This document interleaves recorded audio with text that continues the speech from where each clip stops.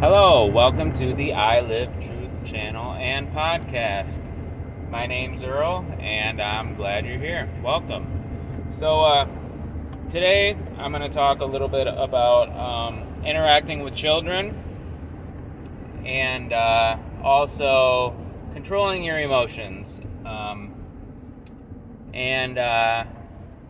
The basis for the interacting with the children thing is that we had our first coaching session with the PCIT therapy training today, parent-child interaction therapy. And the reason why we're doing these sessions is because we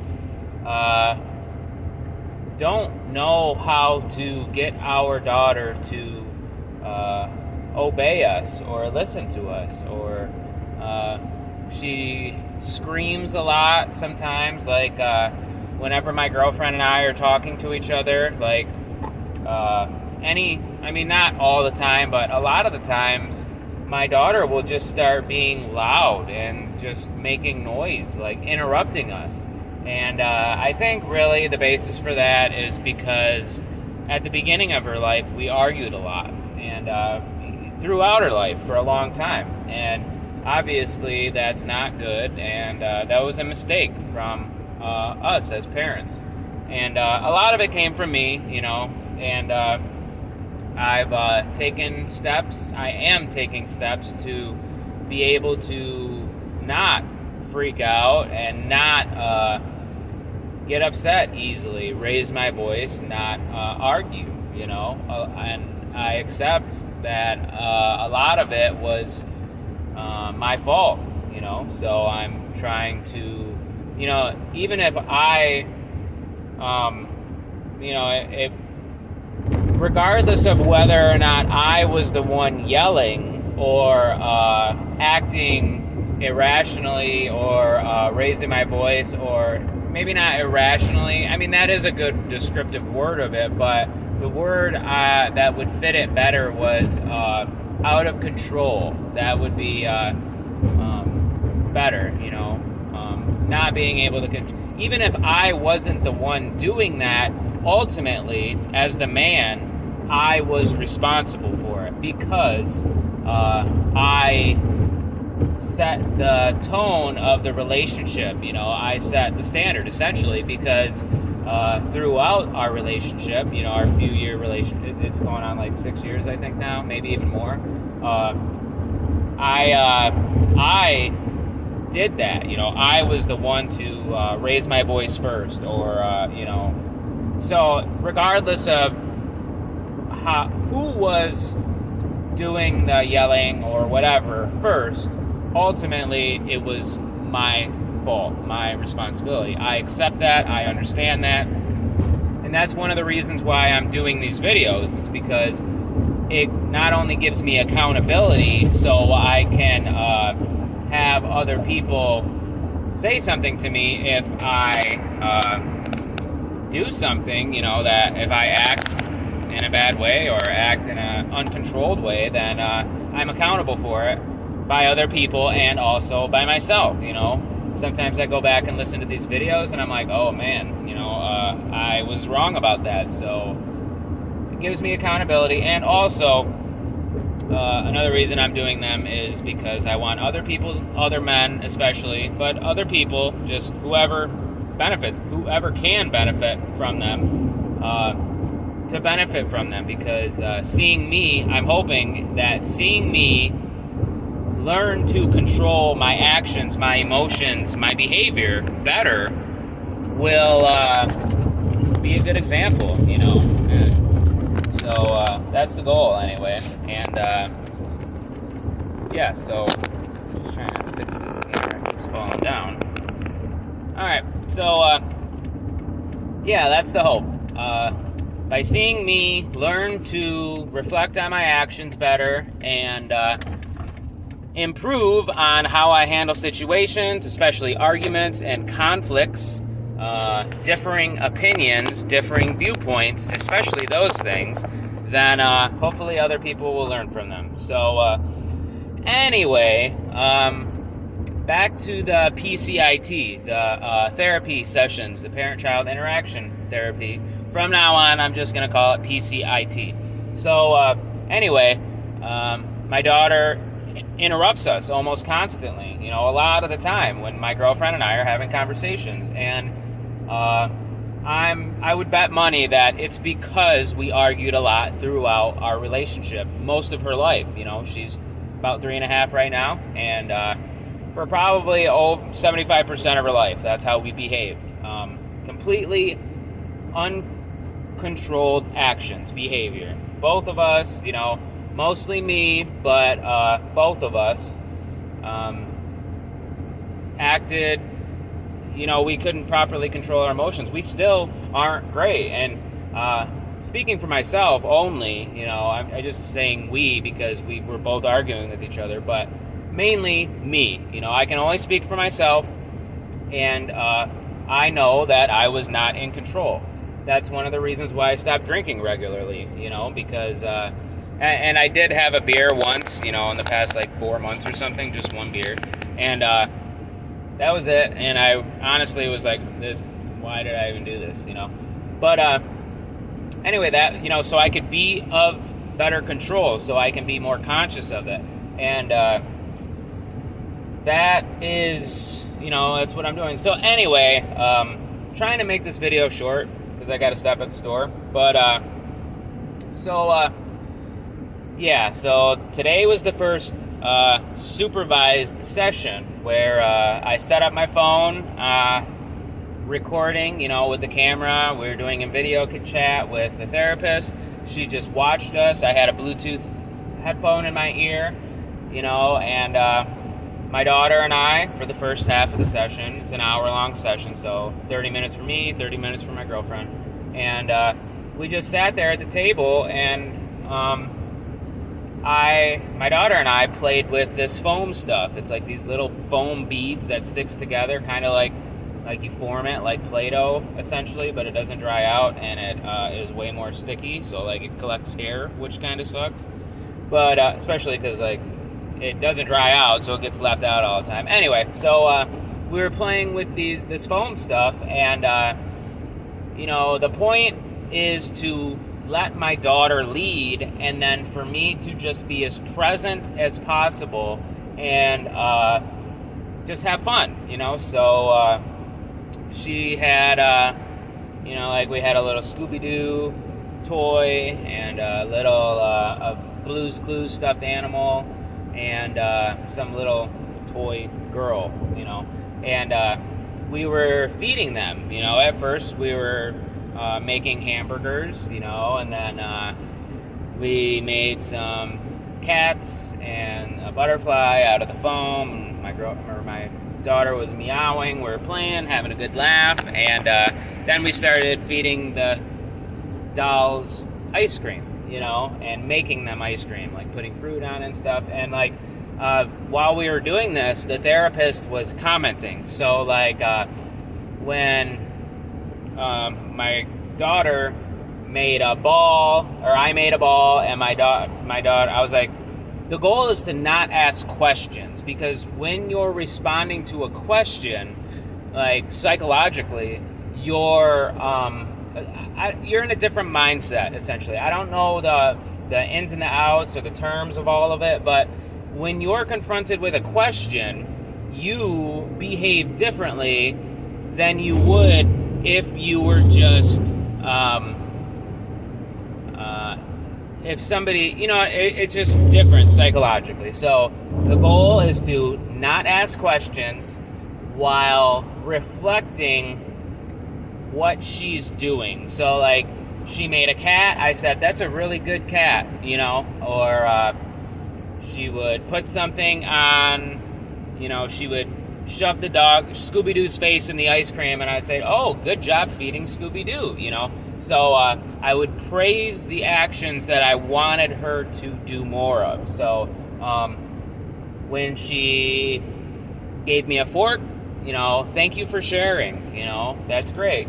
And then she started to get distracted, and then I would redirect her to feeding the dog or something. I'd say, oh, Scoopy's hungry now. Like, she was starting to get all crazy in her chair. She was climbing, and she was just trying to, I was trying to direct her back towards the activity. And, the therapist, okay, good job directing her. And, so she would do something, and if I missed an opportunity, she would say, that's really good job sharing, or that's a really good cat you made. My therapist was in my ear helping me identify perfect moments to praise or redirect or just narrate, essentially. So at the beginning of it, I was inflecting my statements, which I really only do with her. I've been very conscious of it just sort of lately over the last couple of years. And I inflect, so I'd say good, oh, you're making a cat, and I would raise, kind of like Canadians, at the end of their question, at the end of their statements. It turns it into a question, and that should be avoided. And that is what the therapist said, to avoid that, because even though the words I was saying, if read from somebody, would appear to be a statement, because I was talking to my daughter, who I try and be gentle with, I was inflecting them. And I don't even know why I was doing that, And so 5-10 minutes into the session, I started picking up. I don't think the therapist mentioned it, but I noticed it, because she was saying, good job making that. She repeated the perfect praise in my ear, and then my job was to convey that and get in the mindset and make it a habit for myself to do that. And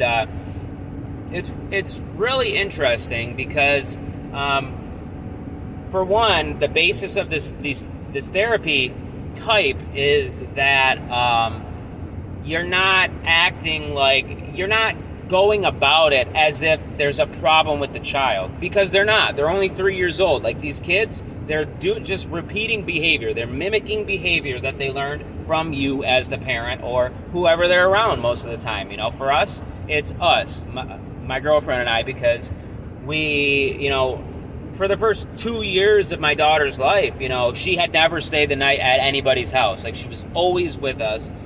She was never left with anybody alone, other than my girlfriend and I.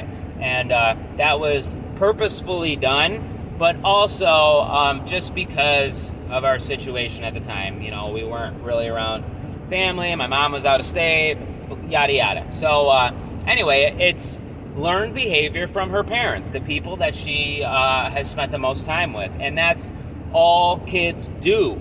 That's how kids learn how to behave. And for anybody to go at a child's behavior, when they're doing something that you don't like, that the parent don't like, or that somebody sees as a problem that's older, like a parent, an aunt, a teacher, whatever. A teacher would be a little bit different because, the kids are generally older when the teacher's coming to them. But regardless, a child is the product of the morality or the behavior or immorality of the parents, like I said in my previous videos.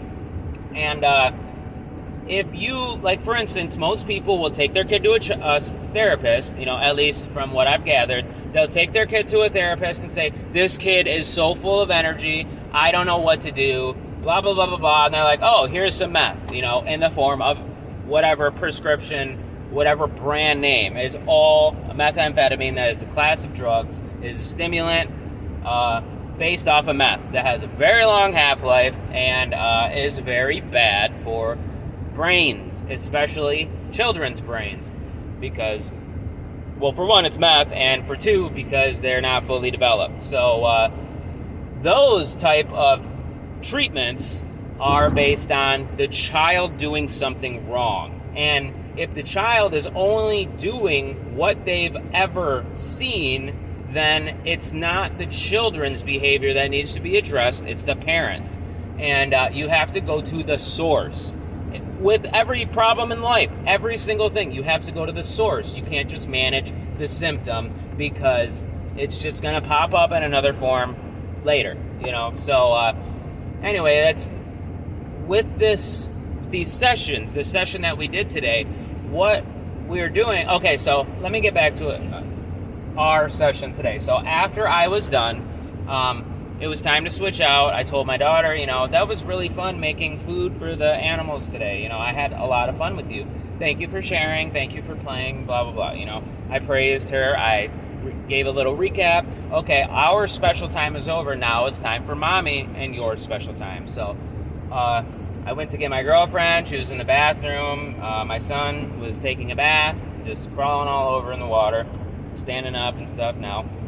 So when I gave my girlfriend the headset, my daughter didn't want our time to be over. So my girlfriend went out to the table that the camera was set up at, and my daughter kept running into the bathroom. And I was trying to redirect her. I'm like, can you go, it's your time to play with mommy now. And then she went out for a minute, after a couple sentences. I don't remember what got her out there. But she went out, and then she came back in, and I was like, what are you guys doing out there? And she's like, coloring. And then I was like, oh, well, can you color me a pretty picture? She's like, yeah. And she got all excited to go out.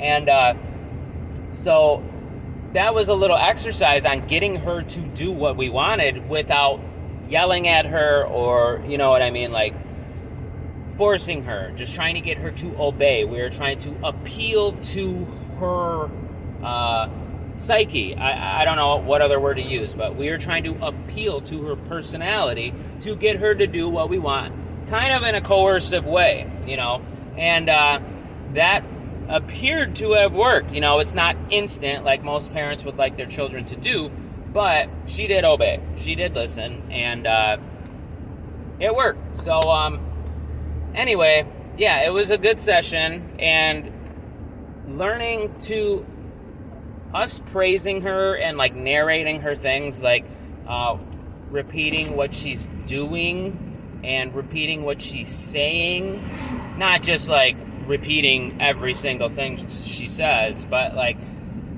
gives her the assurance that we're listening to her, that we're paying attention, and not just for us, but I know this is a problem in most people's lives, in the last 20 years since smartphones became a thing, even since television became a thing. Like, everything is competing for our attention, and the things that receive the least of our attention are generally the people that we care about the most. Like, go figure, what sense does that make? But that's generally what happens. And yeah, so, and I'll admit, I still use my phone a lot more than I should. I look at my phone, my daughter's talking or doing something, hey, Dad, look, and, like, she'll tell me to look 10 times doing the same thing, and, like, after the third or fourth or 10th time, I'll look at my phone, and that's wrong. I shouldn't do that. And the goal of us doing these sessions like we did today, where we receive the coaching on how to praise her and interact her, will give her the assurance that we are paying attention to her. And over time, and by implementing the things that we learned in the session today on a daily basis, she hopefully, the goal is that she won't feel the need to scream or act out or not listen, because she's receiving that attention. So, yeah, this is only our first session, and we have a lot more. So, I mean, they're pretty expensive. Luckily, my insurance for our family should pay for it, mostly in full, but I just searched PCIT training, or PCIT, and then I punched in our zip code in Google, and one was like 45 minutes away. But they do remote sessions now, so I think the initial evaluation or meeting, it was just a video call with my girlfriend and I. It was like $200, and then and we paid cash, for the first few sessions, just because I had issues with the insurance. I didn't submit the right information. We didn't even have the right information to submit, so there was a big process that we had to do. We had to get birth certificates because we hadn't gotten them, and So anyway, yeah, and then each session after the initial evaluation session was like 175 or something. So if you're having issues getting your kids to listen and abide and behave properly, then I think this is I think this is the best possible treatment that involves a therapist that I found, and I did quite a bit of research trying to find one that didn't just want to drug the kids. But anyway, so another thing is I wanted to touch a little bit about emotions. I work in a steel factory, steel plant where we process steel from plates, and then we sell it to whoever wants it, customers. And I work with mostly men. I think I have there's about 25, maybe 30 people on my shift, and all of them but 2 are men. And I had an interesting experience. So it's Wednesday today, Monday and Tuesday, the last 2 days. I experienced people behaving as if they were not in control of themselves. So Monday there was 6 people who called off, and there was 6 people missing from our shift. And my shift is probably the most stressful out of the 3 because we have trucks that come multiple times in a day. I think there's 7 or 8 trucks that come in an 8-hour shift, and it's only on second shift. And that's the shift I work. And it's stressful, I'll just put it that way. And it is so we were missing a bunch of people. Orders had to go out. Everybody, it seems very unusual for anybody to not be stressed out about orders being late on my shift. The supervisors, even just the regular people who I work next to, they get stressed out as well. And so I think 2 or 3 people had vacation and 3 people called in. So everybody was mad. There was this one guy who called in, I don't know, he tried getting vacation, he couldn't get it, so he ended up missing 3 days. He called in 2 days before the weekend and Monday, and people were mad at him. And I'm I said to one of the guys, I'm well, dude, he's and this guy, he didn't just call off because he wanted to be lazy and was sitting in his bedroom playing video games. He wants to be a firefighter, and he's told me this since I first met him, since I first worked here. He's yeah, I want to be a firefighter, but I need to get my some degree in some fire thing, and it's super expensive. But anyway, he was following his dream by missing these days. He was interacting with firefighters, and I told the guy that I work with, I'm dude, he's following his dream, I admire him for that. That's great, and he's yeah, but he left us screwed, blah, blah, blah, blah, blah. And I'm he's sick days aren't for that. But I'm well, who are you to tell him what he can use his sick days for? The company can't even do that. You know what I mean? You get a certain amount of sick days, however many months or years, and you get to use them for whatever you want. And you don't need any kind of doctor's note or anything like that.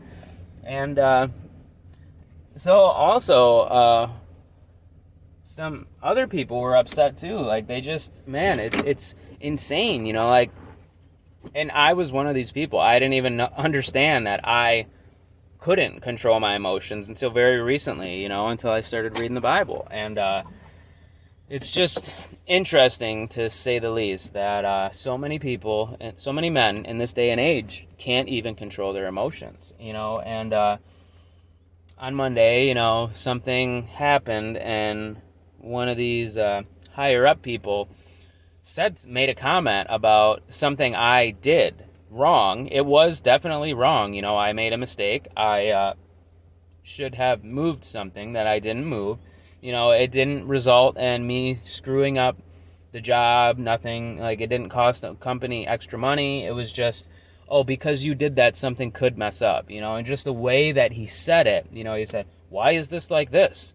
And I was like, what? And he pointed out, this shouldn't be sticking out like that. It should be moved. That's how you mess stuff up. And I'm like, oh, yeah, I know. Yeah. I didn't, I forgot to do it. That's what I said.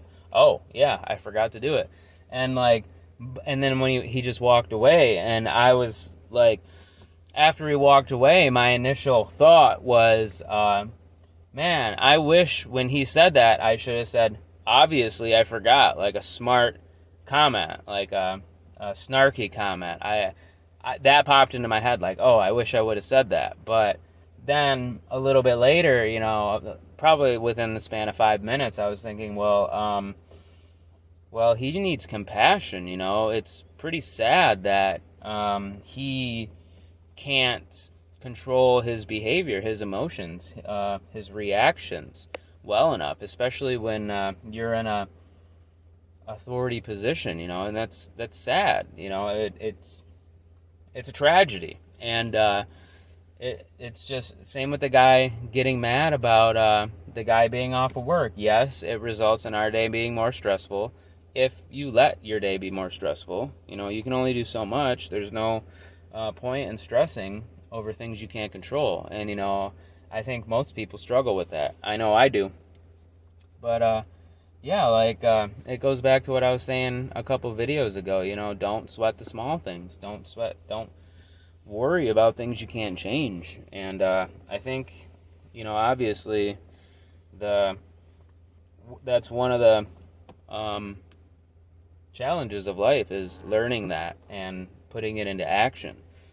But yeah, one of the things that's helped me, I honestly haven't been doing it like I should have been, as much as I should be doing, but it's prayer. Just saying things like this is the specific prayer. Some of the prayers that I would use, I would just say, Lord, please help me gain understanding. Lord, please help me gain patience. Lord, please help me better notice when you're working in my life. Things like that. And I'm not sure which one helped in particular, but I would say things like compassion, strength, patience. Those were some of my main prayers that I would do. Multiple times a day, dozens of times a day, and it helped. Doing those prayers regularly helped not only stop me from just thinking about stupid random things like songs popping in my head. For one, the other day I had this really weird, it was like a carpet company's commercial in my head, the theme song on the commercial in my head, and I'm like, I haven't even watched TV in years, cable TV, and it helped get me out of those thoughts a little bit. And it also helped essentially put a filter in between my thoughts and my reactions, or help me place my thoughts in between my reactions. So when something happens that I would normally respond to or react negatively to, immediately, it would help me be able to consciously choose my reaction, or at least lessen the severity of my reaction before it happened. That is what prayer did. And, a lot of people call this positive thinking or things like that, but it's being present. And I think that's one of the huge positives that you can gain from constant or at least regular prayer, is to become present in your own thoughts, or to be able to think before reacting automatically. So, the PCIT training is doing really, it seems like it's going to be very great for our situation. And it's important to prayer on a regular basis. And doing so will help you be able to control your emotions and reactions a lot better than you would, or a lot better than you do now, if you're like me, or like how I was. I'm still not perfect, but I'm learning, and that's why I'm sharing these things. So with that, I am going to go. I decided not to stop at the store because I just wanted to keep talking. felt it was important.